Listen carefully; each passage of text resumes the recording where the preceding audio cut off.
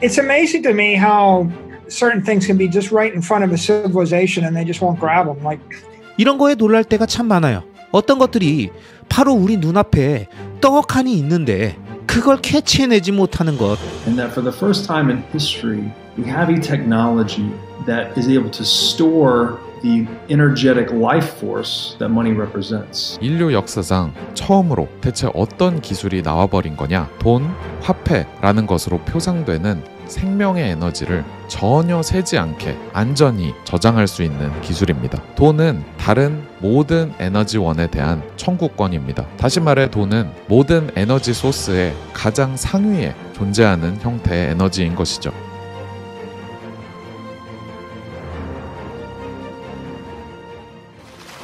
비트코인에 관심을 갖는 사람들은 대부분 떡상떡락하는 변동성에 혈안이 돼서 어떻게 하면 저점에 사고 고점에 팔까? 어떻게 하면 빨리 부자가 될 수 있을까? 이런 생각들로 비트코인을 바라보면서 접근하기 쉽습니다. 하지만 여러분, 이미 오랫동안 우리 채널을 함께해 주신 구독자님들은 모두 잘 아시겠지만 비트코인은 그런 투기의 대상도 타이밍 매매의 수단도 아닙니다. 비트코인을 좀 더 깊게 공부하고 이해하신 분들은 비트코인이 갖고 있는 독특하고 이 세상의 유일한 그 속성에 매료돼서 어떻게 이런 창조물이 이 세상에 등장하게 되었는지 그 과정을 궁금해하게 되어 있죠. 그리고 이에 대한 우리 인류의 장대한 역사 스토리를 로버트 브리들러브와 마이클 세일러는 지난 시즌 1 4편의 영상을 통해서 쭉 설명해 왔습니다. 그리고 이제 중세 암흑시대로 이어지는 시즌 2가 본격적으로 이어집니다. 혹시 아직도 앞의 내용을 못 보셨던 분들이라면 우측 상단에 띄워놓은 시즌 1 영상부터 먼저 보고 이 영상을 보시기 바라면서 늘 새롭고 놀랍고 우리가 알지 못했던 인류 역사 속 내용을 재밌게 설명해주는 마이클 세일러의 이야기를 함께 들어보시죠. Let's go! Hey guys, this is Robert Breedlove and welcome to episode 2 of the Sailor series on the What is Money show.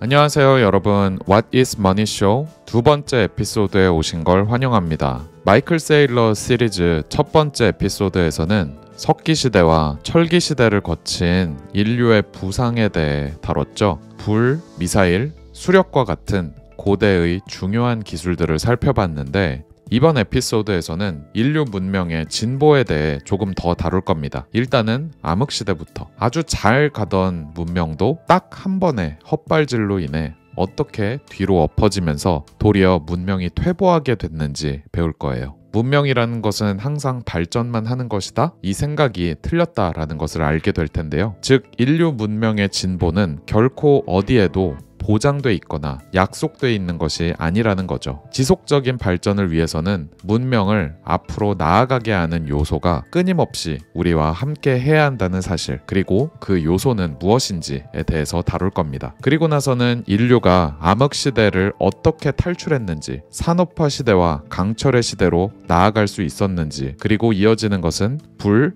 미사일, 수력만큼이나 정말 중요했던 기술들인 도시, 철도, 항공 같은 것들, 이런 게 어떻게 부상했고 어떻게 눈부신 발전을 이뤘는지 얘기할 거예요. 그러면서 또 반복되는 테마가 있습니다. 바로 표준화가 가져다주는 온갖 이점들이죠. 또한 앞서 고대 로마 시대에 이야기했던 잘 만들어진 프로토콜이 주는 이점도 나올 거고요. 정리하자면 표준화가 가져다주는 경제적 이득은 무엇인가? 하나의 언어, 하나의 프로토콜 등 어떻게 문명이 차곡차곡 쌓여 나가는가, 이런 것들이 중심 내용이라고 할 수 있습니다. 흔히 말하는 가성비 높은 선택, 즉 비용 대비 더 많은 효용을 주는 선택이라는 것이 가지는 심오한 의미, 인간이 가진 욕구를 더 빠르고 싼 방법으로 충족시키는 것, 심지어 질적으로도 더 뛰어난 걸 이루어내고만 인류 문명에 대한 이야기들입니다. 바로 이런 것들이 문명을 진보시키고 경제 네트워크의 밀도를 증가시키는 힘이죠. 또한 폭력과 독점의 역사에 대해서도 얘기할 건데요. 점령하고 있는 지역으로부터 지대, 그리고 세금을 빨아먹기 위해 폭력이 어떻게 사용되었는지, 이 과정에서 게이트키퍼들은 어떤 영향력을 행사했는지, 자연스럽게 혹은 강제적으로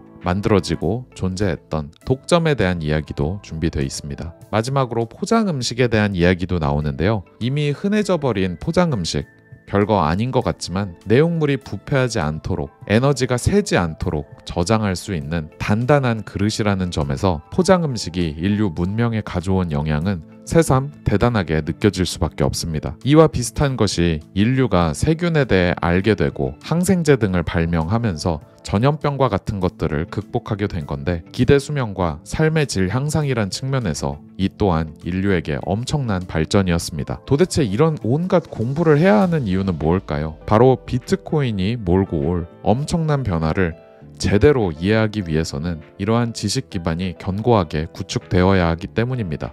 세일러 형의 말처럼 비트코인은 정말이지 엄청난 물건이거든요. 인류 역사상 처음으로 대체 어떤 기술이 나와버린 거냐? 돈, 화폐라는 것으로 표상되는 생명의 에너지를 전혀 새지 않게 안전히 저장할 수 있는 기술입니다. 돈이 뭔지 잘 생각해보면 결국 세상의 에너지에 대한 청구권이잖아요. 남이 가진 운동 에너지, 화학 에너지, 음식 에너지, 자본 등과 같이 돈은 다른 모든 에너지원에 대한 청구권입니다. 다시 말해 돈은 모든 에너지 소스의 가장 상위에 존재하는 형태의 에너지인 것이죠. 근데 시간이 아무리 지나더라도 전혀 새는 것이 없으니 그 가치가 영원히 보존되는 것입니다. 1 비트코인 equal 1 비트코인이라는 비트코이너들 사이의 밈처럼요. 바라건대 다양한 비유들을 통해서 역사상 매우 중요한 이 혁신적인 발명품을 여러분들이 잘 이해하고 새로운 깨달음을 얻었으면 좋겠습니다. 비트코인의 찐 의미와 왜 정말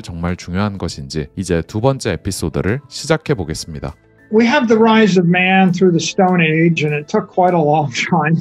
암흑시대, 석기시대를 거치면서 인류는 부상하게 되었는데 시간이 꽤 걸리긴 했지만 어쨌든 현대까지 왔습니다. 이건 상당히 대단한 일입니다. 사실 로마 시대 때부터 이미 사회가 상당히 고도화되어 있었죠. 에너지 네트워크, 물류 네트워크, 진보한 도구들, 정치 시스템 등 모두 자신들의 권력을 잘 지배하기 위한 것들이었잖아요. 안토니우스 시대의 티라야누스, 히드리아누스, 마르쿠스 우에렐리우스, 거의 100년간 로마의 황금 시대였습니다. 서기 90년에서 180년 정도? 당시 로마의 평균 수명은 72세였어요. 목욕탕도 있고, 글도 있고, 문명도 있고, 위생시설도 있고, 수도관도 있고, 도로도 있었죠. 상당히 뛰어나고 정교한 사회 구조였습니다. 근데 그러다가 갑자기 급발진해서 암흑시대로 가버린 거예요. 그러자 이 모든 것들이 무너지기 시작했습니다. 이건 100% 확실한 건 없다라는 걸 다시 한번 상기시켜줬습니다. 핵심이 되는 통찰력을 잃어버리면 인류는 1000년씩이나 낭비할 수도 있는 겁니다. 그랬었을 수도 있지만 그렇게 안 된 것들, 예를 들어 인쇄술 얘기를 해볼게요. 중국은 2000년 전에 인쇄기를 발명했습니다. 근데 상업화할 생각은 전혀 하지 못했죠. 게다가 중국 문자는 상형 문자이다 보니까 25,000개의 활자 조각이 필요했을 겁니다. 한마디로 인쇄기가 발전할 수 없는 언어였던 거죠. 반면 알파벳 기반의 로마 문자는 상당히 이상적인 언어였습니다. 26개 또는 50개 정도의 활자만 있으면 뭐든 인쇄할 수 있었기 때문이죠. 근데 이렇게 좋은 조건을 갖췄으면 누구나 인쇄술을 생각해낼 수 있었을 것 같잖아요. 진흙을 밟으면서 걷다가 바닥을 보면, 아니 그게 바로 인쇄술의 아이디어 아닙니까?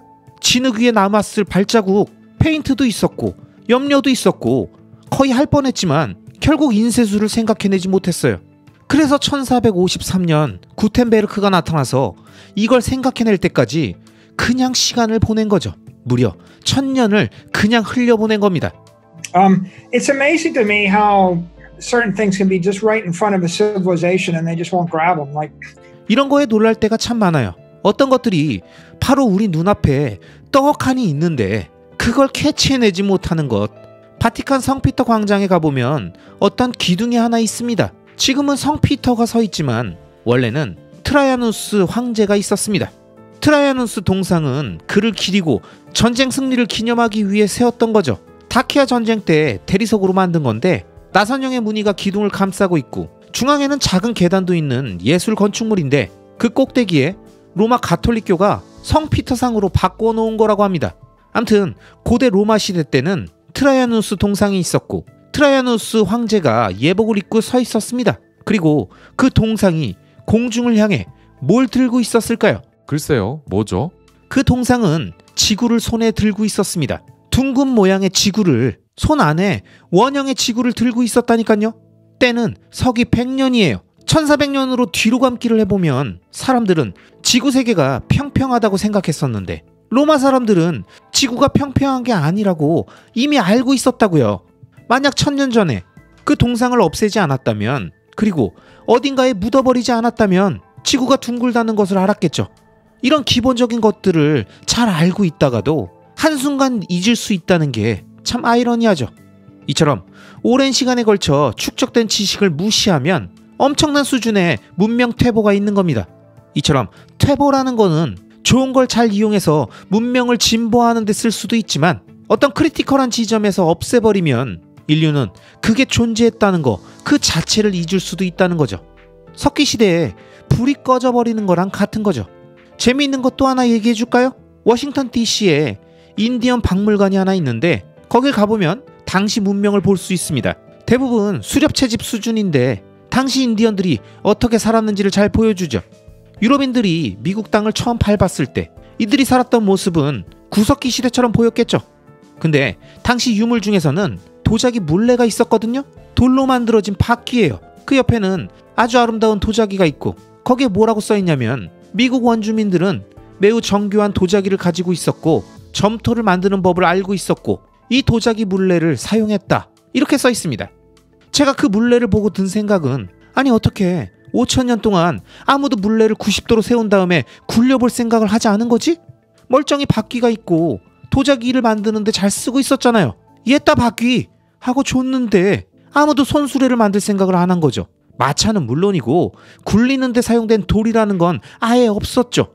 이것의 의미를 생각해보면 엄청나지 않습니까? 어떻게 전 대륙에서 단 한 사람도 바퀴를 이런 식으로 돌릴 생각을 안 하지? 이렇게 작아 보이지만 엄청난 아이디어는 1000년이 지나도록 발현되지 않았습니다. I think there's any modern examples that jump to mind that's something that's maybe glaring at us. 지금도 우리 눈앞에 뻔히 있는데 대부분의 사람들이 무시하고 있는 뭔가가 떠오르는 것 같은데요.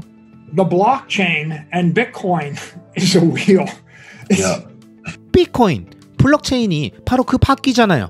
그렇죠? 이것도 살짝만 돌리면 되잖아요. 비트코인 그 자체가 엄청 어려운 내용은 아니잖아요. 높은 수준의 사생활 보호, 개인키 암호화, 해싱 등 하나하나가 그 자체로 엄청난 것도 아니고 이미 나온 지 오래된 기술들인데 거기다가 누군가가 말하는 거죠. 이것들을 가지고 이렇게 저렇게 불을 지르면 어떨까? 막대기를 서로 문지르기만 하면 되는 건데, 이렇게 말이죠. 지금껏 이런 생각을 못했던 거예요. 로마 시대부터 수천 년간 있어왔던 사회 구조도 그중 하나인 것 같아요. 서로가 서로를 감시하고 권력을 견제하는 시스템이요. 지금 와서는 법치주의, 삼권 분립 등으로 표현되는데 비트코인 네트워크에도 동일하게 적용되었잖아요. 네트워크에서 일어나는 모든 일들이 공정함을 유지할 수 있도록 노드, 채굴자들 간 서로가 서로의 활동을 지켜보면서 실시간으로, 즉각적으로, 끊임없이 서로를 감시하고 견제하죠. 덧붙여 이런 얘기도 할 수 있겠죠. 로마의 강건성은 긴장, 역동성, 그리고 생태계 내에 엄청난 경쟁을 유지하는 데서 나왔습니다. 그리고 그걸 잃었을 때 가지고 있던 우위도 잃었죠. 총균세 등에서 자주 나오는 내러티브들, 유럽인들은 왜 점점 더 단단해지고 강해졌는가? 항상 지들끼리 싸웠고 야생동물과도 가까웠기에 늘 힘들게 살았기 때문이다. 그리고 아시아로부터의 온갖 침략들로 인해 힘든 게 가중되었다. 그런 스트레스의 요인들로부터 벗어나게 되면 알고 있었던 것도 잊어버리게 되고 뭔가 새로운 걸 해내지도 못하게 되는 거죠. 여러분, 이번 영상에서 마이클 세일러는 우리 역사의 순간순간에 우리 곁에 떡하니 있었고 대놓고 가져가라면서 던져줬던, 우리가 조금만 생각하면 찾을 수 있었던 위대한 발명과 혁신의 조각들을 수많은 사람들이 수백 년, 수천 년이 지날 때까지 전혀 눈치채지 못했던 그 많은 순간들을 언급하면서 지금 이 순간에도 대부분의 사람들이 비트코인을 알아보지 못하고 있는 이 현상이 어쩌면 당연하다고 말하고 있는 것 같습니다. 그만큼 새로운 생각과 관점을 갖고 이 세상을 바라보고 발견하는 건 매우 어려운 일이라는 의미겠죠. 자, 그럼 이어지는 다음 영상에서 우리 인류가 서로 죽어라 싸우고 전쟁을 밥 먹듯이 하면서 보낸 역사의 내면엔 어떤 속성과 갈망이 있었는지를 설명하니까요. 넷달바님이 제작하실 다음 영상이 업로드될 때까지 조금만 기다려주시기 바랍니다. 아시겠죠? 그럼 오늘도 끝까지 시청해주신 모든 구독자님들을 리스펙합니다.